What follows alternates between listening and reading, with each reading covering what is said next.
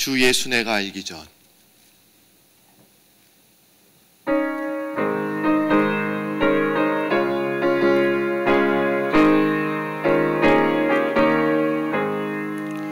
주 예수 내가 알기 전 날 먼저 사랑했네. 그 크신 사랑 나타나 내 영혼 거듭났네. 주 내 맘에 늘 계시고 나 주의 안에 있어.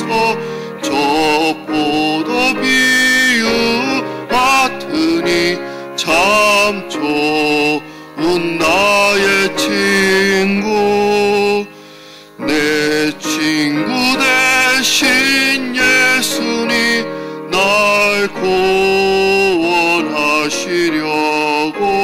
그 귀한 몸을 버리사 내 죄를 대속했네. 나 주님을 늘 믿으며 그 손을 의지하고 내 몸과 마음을 바쳐서 끝까지 충성하리. 내 진실하신 친구여 그 은혜 내려주사 날 항상 보호하시고 내 방패 되옵소서. 그 풍성한 참 사랑을 네 능히 끊을 소녀. 날 구원하신 예수는 참 좋은 나의 친구. 아멘. 이 시간에는 허이호 장로님 나오셔서 예배를 위해서 기도해 주시겠습니다.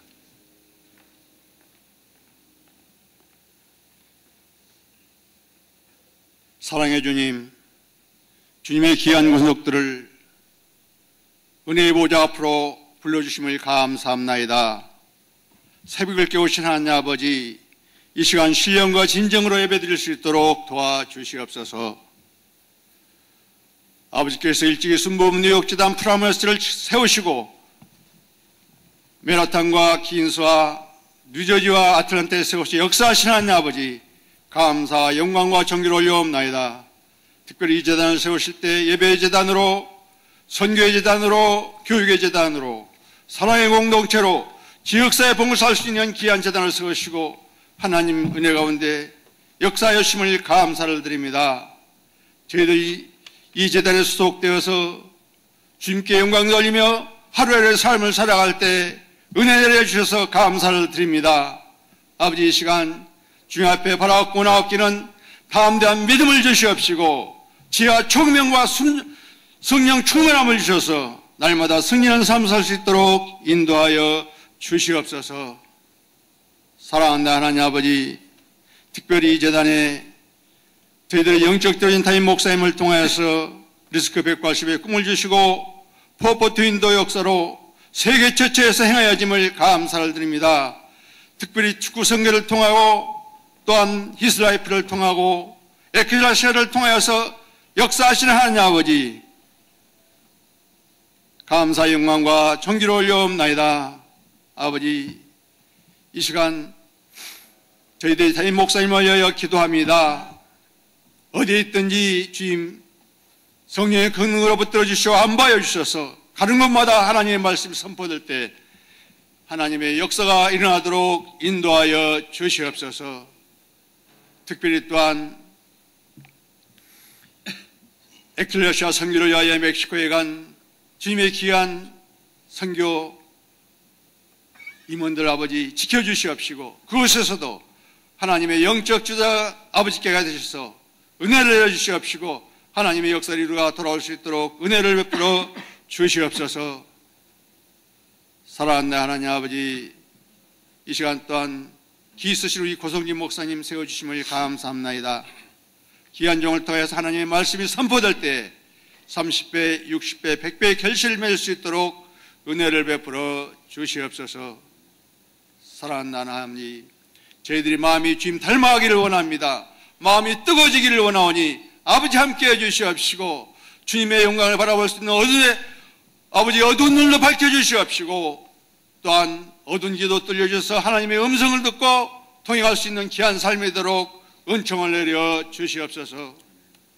저희들 또한 날마다 주님 말씀하며 기도하며 하나님 앞에 나아갈 때 저희들 하나님께서 주신 수많은 은혜의 역사가 저희들 가운데 이루어질 줄을 믿사옵고, 날마다 참되고 아버지 의지하는 삶으로 인도하여 주시옵소서.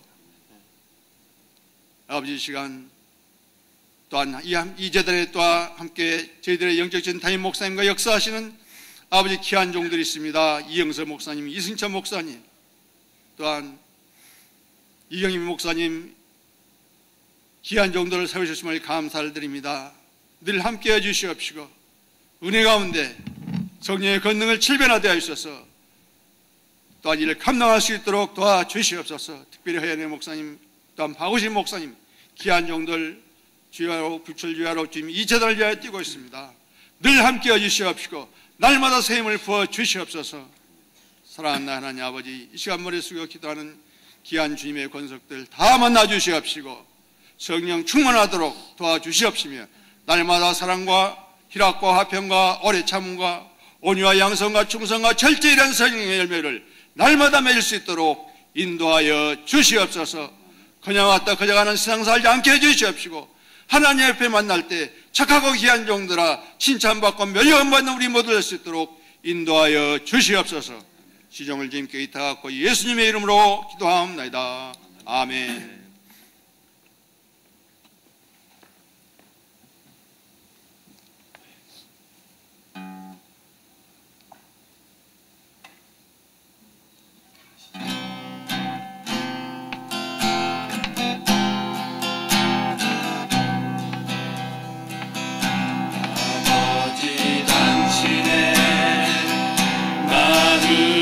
있는 곳에 나의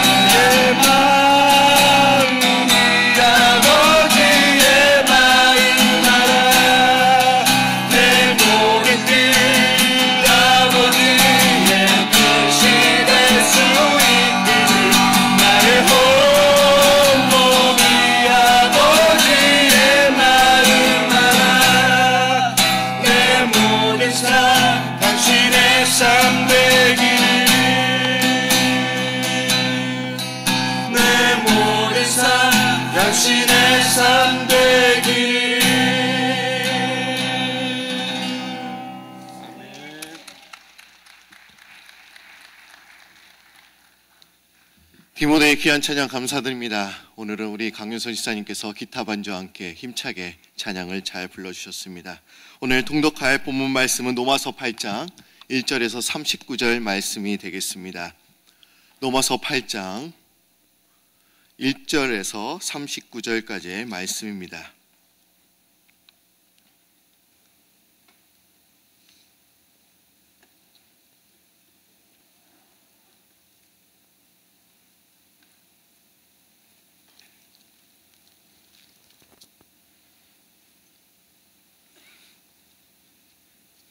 로마서 8장 1절에서 39절 말씀이 되겠습니다.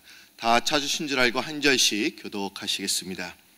그러므로 이제 그리스도 예수 안에 있는 자에게는 결코 정죄함이 없나니 이는 그리스도 예수 안에 있는 생명의 성령의 법이 죄와 사망의 법에서 너를 해방하였음이라. 율법이 육신으로 말미암아 연약하여 할 수 없는 그것을 하나님은 하시나니 곧 죄로 말미암아 자기 아들을 죄 있는 육신의 모양으로 보내어 육신의 죄를 정하사 육신을 따르지 않고 그 영을 따라 행하는 우리에게 율법의 유고가 이루어지게 하려 하심이라. 육신을 따르는 자는 육신의 일을, 영을 따르는 자는 영의 일을 생각하나니 육신의 생각은 사망이요 영의 생각은 생명과 평안이니라. 육신의 생각은 하나님과 원수가 되나니 이는 하나님의 법에 굴복하지 아니할 뿐 아니라 할 수도 없음이라. 육신에 있는 자들은 하나님을 기쁘시게 할 수 없느니라. 만일 너희 속에 하나님의 영이 거하시면 너희가 육신에 있지 아니하고 영에 있나니 누구든지 그리스도의 영이 없으면 그리스도의 사람이 아니라. 또 그리스도께서 너희 안에 계시면 몸은 죄로 말미암아 죽은 것이나 영은 의로 말미암아 살아있는 것이니라. 예수를 죽은 자 가운데서 살리신 이의 영이 너희 안에 거하시면 그리스도 예수를 죽은 자 가운데서 살리신 이가 너희 안에 거하시는 그의 영으로 말미암아 너희 죽을 몸도 살리시니라. 그러므로 형제들아 우리가 빚진 자로되 육신에게 져서 육신대로 살 것이 아니니라. 너희가 육신대로 살면 반드시 죽을 것이로되 영으로서 몸의 행실을 죽이면 살리니 무릇 하나님의 영으로 인도함을 받는 사람은 곧 하나님의 아들이라. 너희는 다시 무서워하는 종의 영을 받지 아니하고 양자의 영을 받았으므로 우리가 아빠 아버지라고 부르짖느니라. 성령이 친히 우리의 영과 더불어 우리가 하나님의 자녀인 것을 증언하시나니 자녀이면 또한 상속자 곧 하나님의 상속자요 그리스도와 함께한 상속자니 우리가 그와 함께 영광을 받기 위하여 고난도 함께 받아야 할 것이니라. 생각하건대 현재의 고난은 장차 우리에게 나타날 영광과 비교할 수 없도다. 피조물이 고대하는 바는 하나님의 아들들이 나타나는 것이니 피조물이 허무한데 굴복하는 것은 자기 뜻이 아니요 오직 굴복하시는 이로 말미암으니라. 그 바라는 것은 피조물도 썩어짐의 종노릇 한 데서 해방되어 하나님의 자녀들의 영광의 자유에 이르는 것이니라. 피조물이 다 이제까지 함께 단식하며 함께 고통을 겪고 있는 것을 우리가 아느니라. 그뿐 아니라 또한 우리 곧 성령의 처음 익은 열매를 받은 우리까지도 속으로 탄식하여 양자 될 것 곧 우리 몸의 속량을 기다리느니라. 우리가 소망으로 구원을 얻었음에 보이는 소망이 소망이 아니니 보는 것을 누가 바라리요. 만일 우리가 보지 못하는 것을 바라면 참음으로 기다릴지니라. 이와 같이 성령도 우리의 연약함을 도우시라니 우리가 마땅히 빌 바를 알지 못하나 오직 성령이 말할 수 없는 단식으로 우리를 위하여 친히 강구하시니라. 마음을 살피시는 이가 성령의 생각을 하시나니 이는 성령이 하나님의 뜻대로 성도를 위하여 강구하심이라.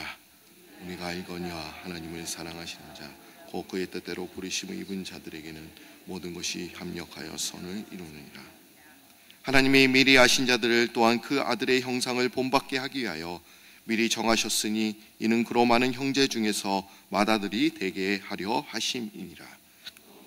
정하신 그들을 또한 부르시고 부르신 그들을 또한 의롭다 하시고 의롭다 하신 그들을 또한 영화롭게 하셨느니라.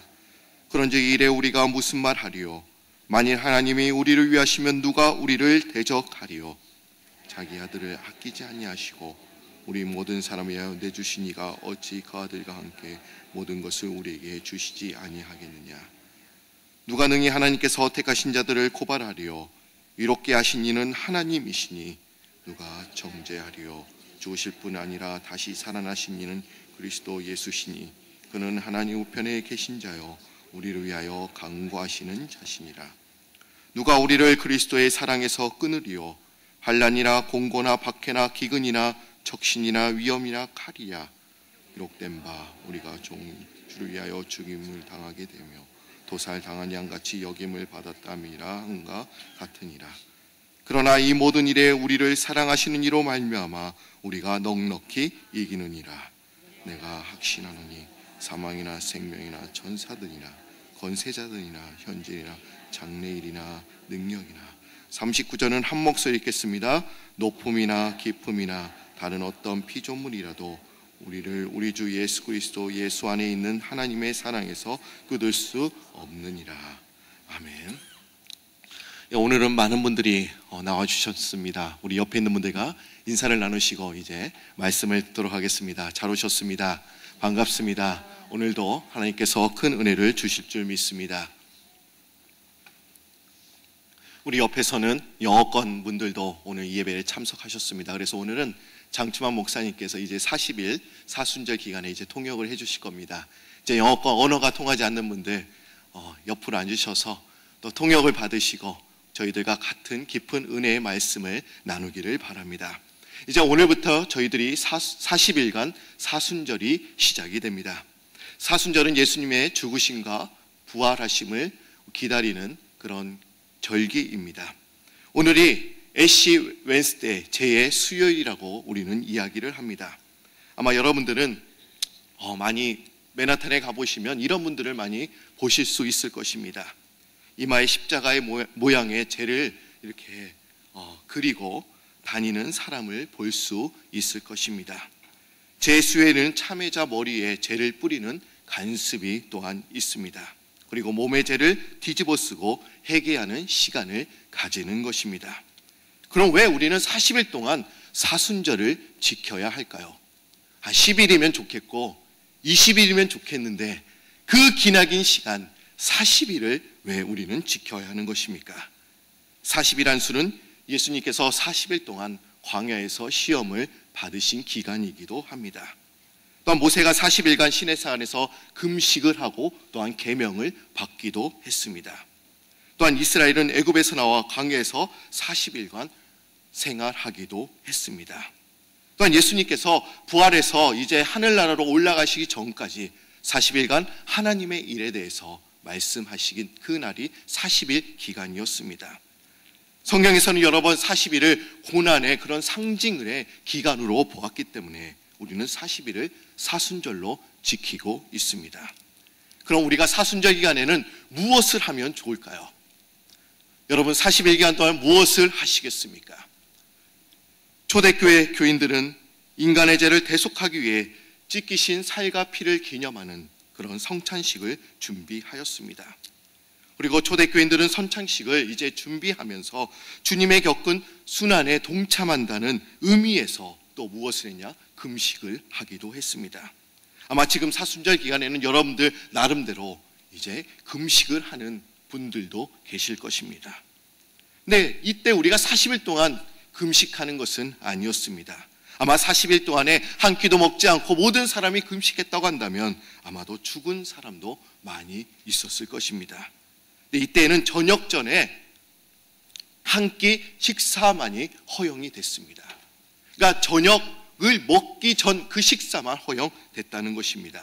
그리고 물고기와 고기와 육류, 그리고 우유, 달걀로 만든 음식은 먹지 못했습니다.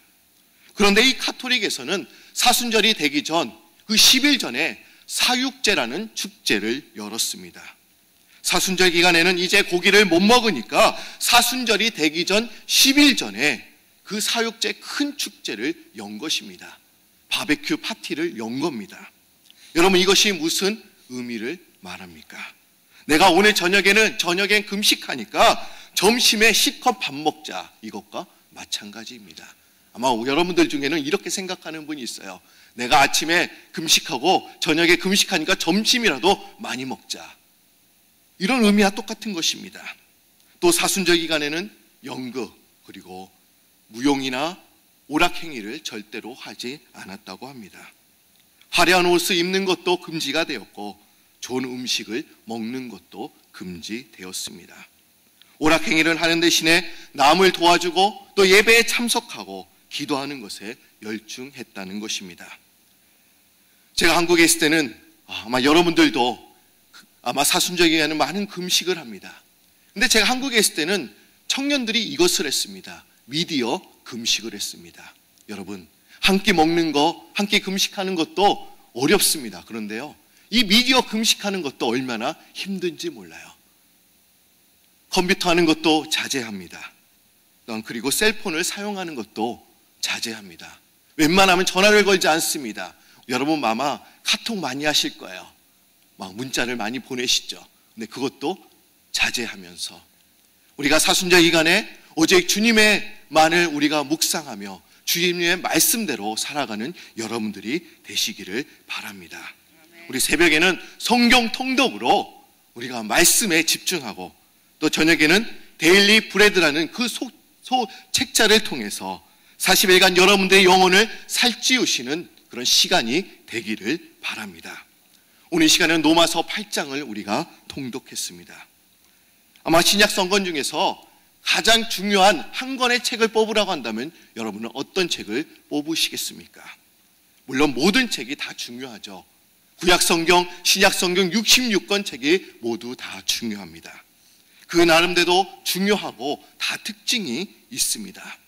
그런 와중에 성경학자들은 이 로마서가 가장 중요하다고 이야기를 합니다. 그러면서 성경학자들은 이렇게 이야기를 합니다. 성경을 다이아몬드 반지로 비유를 한다면 로마서는 그 가운데 박혀있는 다이아몬드와 같고 그 중에서 로마서 8장은 다이아몬드의 끝부분과 같다라고 이야기를 합니다. 우리가 로마서도 가장 중요한데 그 로마서 중에서 가장 중요한 그 8장을 우리들이 읽었습니다. 오늘 여러분들이 로마서 8장을 읽으셨는데 그 의미를 이해하십니까? 좀 어렵지 않으십니까? 실제로 이 로마서는 신약의 핵심입니다. 기독교 교리의 또한 요약이며 기독교 신앙 사상의 중심이라고 우리는 말할 수 있습니다. 우리가 이렇게 로마서를 말하는 것은 그 내용에 있어서 우리가 믿는 기독교 신앙의 핵심이 되는 아주 중요한 메시지를 담고 있기 때문에 그렇습니다. 실제로 어거스틴과 또한 마틴 루터는 또한 이 로마서를 읽으면서 그의 삶이 변화가 되었습니다. 하나님의 음성을 들었습니다. 그래서 우리는 오늘 이 로마서를 전체를 다 읽지는 않았지만 우리가 이 로마서를 우리가 집에 가셔서 여러분들 읽으셔서 하나님의 음성을 듣는 어거스틴과 또한 루터처럼 하나님의 음성을 듣는 여러분들이 되시기를 소망합니다. 근데 8장 중에 키포인트가 되는 그런 말씀이 있습니다. 로마서 8장 28절에서 30절까지의 말씀을 한번 보도록 하겠습니다. 키포인트가 되는 그런 말씀입니다. 로마서 8장 28절에서 30절까지의 말씀. 제가 28절을 여러분들이 29절을 30절은 한 목소리로 읽겠습니다. 우리가 알거니와 하나님을 사랑하시는 자 그의 뜻대로 부르심을 입은 자들에게는 모든 것이 합력하여 선을 이루느니라.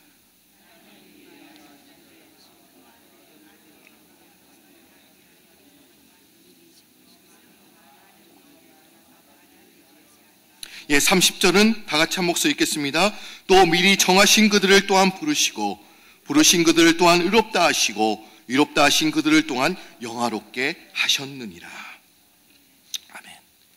우리는 이 말씀을 흔히 예정론이라고 부릅니다. 예정론, 어려운 내용입니다. 그러나 우리가 예정론에 대해서 오해하는 부분이 참 많이 있습니다. 우리가 예정론을 이렇게 생각합니다. 운명론으로 생각할 때가 있습니다.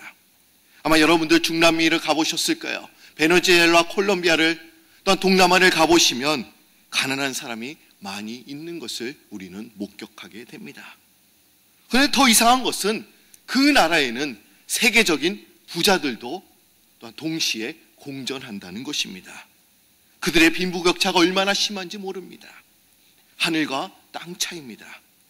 어떤 사람은 고급 수경차와 궁궐 같은 집에서 또한 종들을 데리고 살기도 합니다. 그런데 어떤 사람은 매일 한 끼를 위해서 그 한 끼를 구하기 위해서 매일 구걸하며 다니는 사람들을 자주 볼 수가 있습니다. 이렇게 빈부의 격차가 심한데 그렇게 못 먹고 사는 사람들은 왜 그들의 삶을 인정하며 사는 것일까? 왜 그럴까요? 그것은 그들이 운명적이라고 생각을 합니다. 우리는 태어날 때부터 가난하게 살도록 태어났어. 내가 이렇게 타는 거는 그냥 운명적이야 라고 이해하고 받아들인다는 것입니다. 운명론자들은 사람의 운명은 태어날 때부터 타고난 것이라고 생각을 하고 체념을 하면서 살아가는 것입니다. 즉 예정론을 미리 정해놓았다는 논리, 즉 운명론으로 이해를 합니다. 하나님께서 우리를 예정했다고 했을 때, 여러분 우리의 구원이 하나님의 손에 있다고 한다면 택한 자와 택하지 않는 자는 이미 계획되어 있는 것이므로 택함을 받은 자는 구원의 노력을 하지 않아도 되는 것이고, 또한 택함을 받지 못하는 사람은 아무리 노력을 해도 구원을 받지 못하는 것과 같다는 것을 우리는 알 수 있습니다. 그런데 여러분, 이 예정론은 운명론이 절대로 아니라는 것입니다. 왜 바울은 이 예정론을 로마서 8장에 또한 기록하고 있을까요? 우리가 로마서 9절을 조금 이해하면 왜 이 바울이 이 예정론을 8장에 우리가 기록했는지를 우리는 이해할 수 있습니다. 우리가 로마서를 보시면 1장부터 8장 우리가 교리 문제를 또한 다루고 있습니다. 그리고 1장까지의 8장의 그 부분을 우리가 자세히 보면 그 3장에는 죄 문제에 대해서 이야기를 하고 있습니다. 의인은 하나도 없다. 모두 다 죄 아래 있다. 모든 사람이 다 죄인이라고 이야기를 합니다. 그리고 5장부터 8장까지는 구원에 이르는 과정, 성화에 이르는 과정에 대해서 또한 이야기를 하고 있습니다.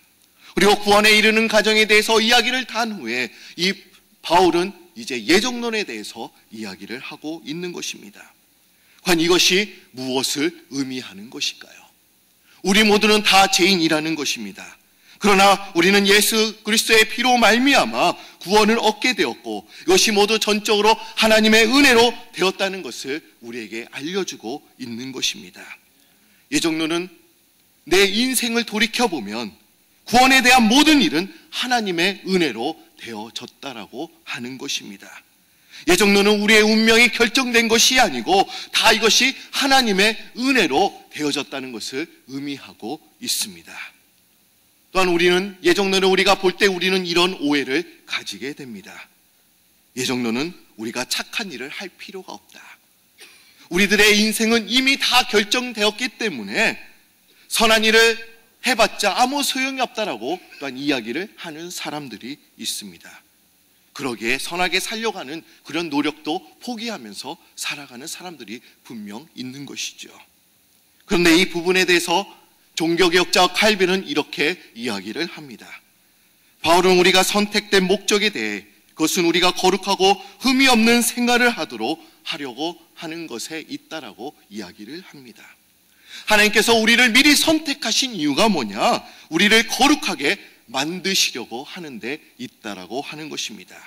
이것이 하나님의 예정에 있어서 중요한 목적입니다. 그럼 우리가 예정론을 잘 이해하게 될 때 어떤 일이 일어나게 될까요? 과연 우리가 예정론이 과연 무엇입니까? 우리가 예정론을 잘 이해하게 된다면 우리가 무엇을 또한 우리가 느낄 수가 있을까요? 하나님께서 여러분을 선택하셨습니다. 그리고 여러분들을 부르셨고 또한 여러분들을 이롭게 하시고 또한 영화롭게 하셨다라고 기록되어 있습니다. 오늘 읽었던 로마서 8장 30절을 보시면 또 이미 정하신 그들을 또한 부르시고 우리를 called 했대요. 그리고 우리를 이롭다 하셨습니다. justify, 그리고 영화롭게 하셨다. glorify 하셨다라고 이야기를 하고 있습니다. 그리고 그 답이 이제 로마서 8장 31절부터 39절의 그런 말씀을 보면 그 답을 우리가 얻을 수가 있습니다. 우리가 예정론을 받아들이게 되면 우리가 어떤 일이 일어나게 되냐? 하나님의 사랑에 대한 확신을 우리가 가질 수 있다라는 것입니다. 그 답이 로마서 8장 31절부터 39절까지의 말씀입니다. 31절에 보시면 이렇게 기록되어 있습니다. 누가 우리를 대적하리요? 33절을 보십시오. 누가 능히 하나님께서 택하신 자들을 고발하리요? 34절을 보십시오. 누가 정죄하리요? 어떤 누구도 우리를 대적할 수 없고 고발할 수 없고 우리를 정죄할 수 없다라고 이야기를 하고 있습니다. 우리를 대적할 수 있는 사람이 아무도 없다라는 거예요. 우리를 고발할 수 있는 사람이 아무도 없고 우리를 또한 정죄할 수 있는 사람이 아무도 없다라고 성경에서 기록하고 있습니다. 그런데 그 근거는 어디에 있습니까? 그것은 예수 그리스도께서 우리를 사랑하신다는 그런 사실에 있다라는 거예요. 그러면 35절에 이 바울은 이렇게 이야기를 하고 있습니다. 누가 우리를 그리스도의 사랑에서 끊으리요? 우리는 죄를 짓게 되면 자연스럽게 죄를 지었으니 하나님께서 나를 미워하실 거라고 우리는 생각을 합니다. 그런데 우리가 하나님의 사랑을 받을 수 있는 근거는 우리에게 있는 것이 아니라 하나님 자신에게 있다라고 하는 것입니다. 하나님은 우리가 어떤 존재가 되기 이전에 이미 우리를 사랑하시기로 결정하셨다는 거예요. 어떤 누구도 고발할 수 없고 어떤 누구를 정죄할 수 없다. 내가 이미 너희를 사랑하기로 결정했다라고 지금 이야기를 하고 계십니다. 그럼 우리가 35절 말씀을 다 같이 읽어보도록 하겠습니다. 35절 말씀을 보십시오. 뭐라고 이야기하고 있습니까? 그가 우리를 그리스도의 사랑에서 끊으리요. 환난이나 공고나 박해나 기근이나 적신이나 위험이나 칼이냐라고 이야기를 하고 있습니다. 여러분, 우리는 환난이나 어떤 공고, 정신적인 고통이나 박해나 기근이나 적신, 헐벗은 것이나 또 위험이나 칼을 만나게 되면 우리는 그리스도의 사랑에서 끊어졌다고 여러분들은 생각할 것입니다.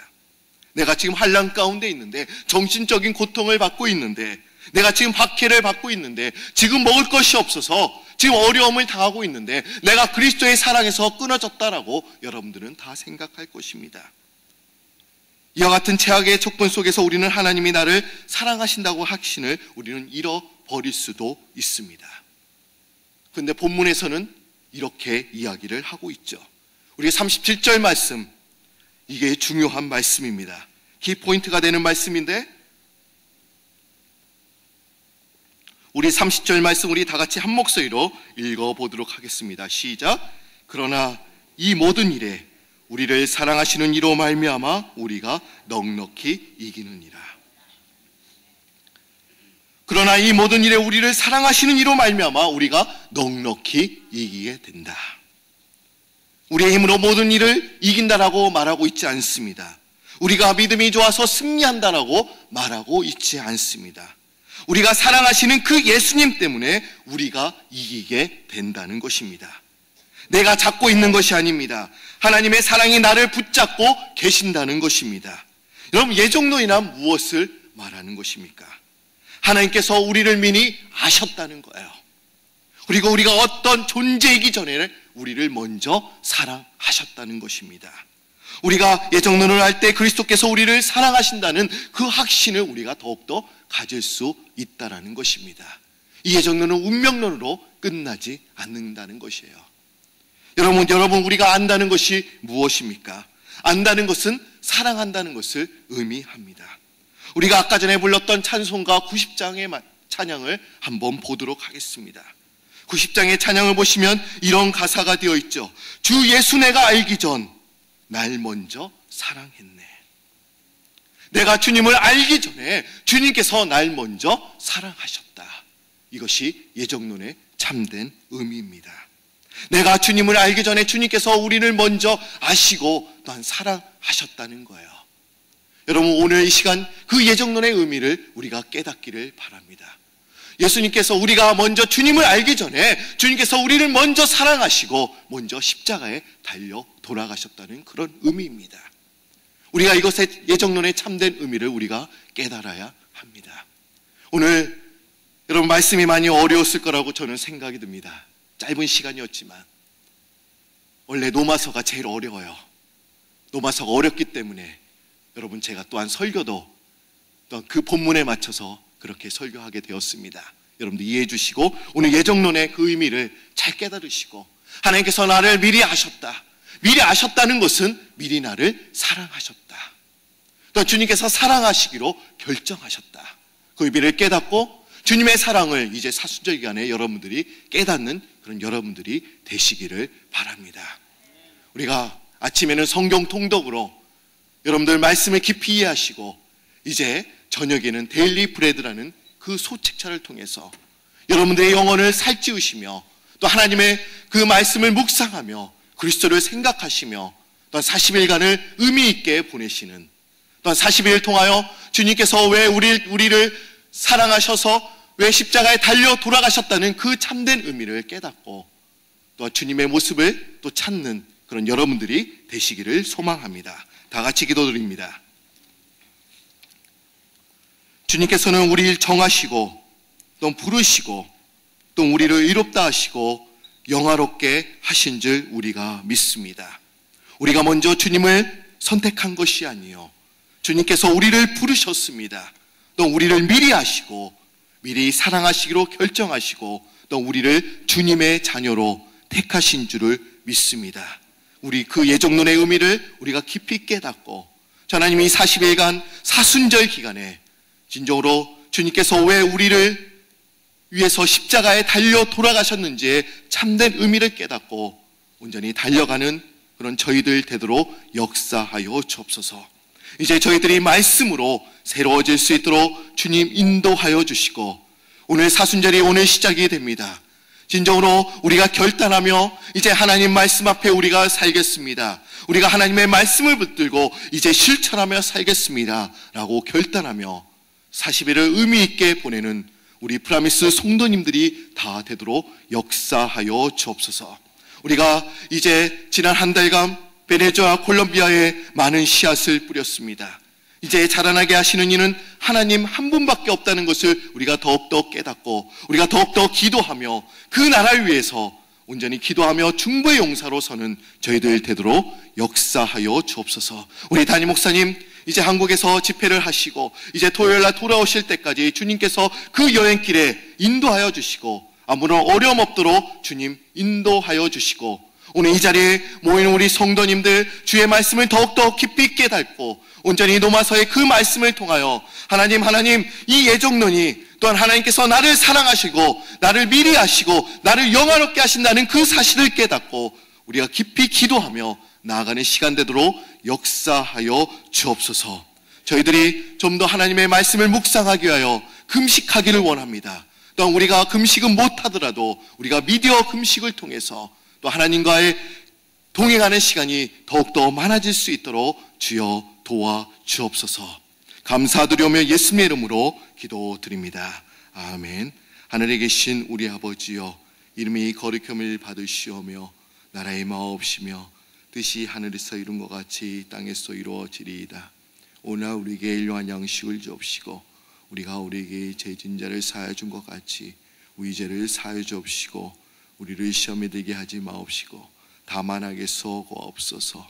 대개 나라와 권세 영광이 아버지께 영원히 있사옵나이다. 아멘.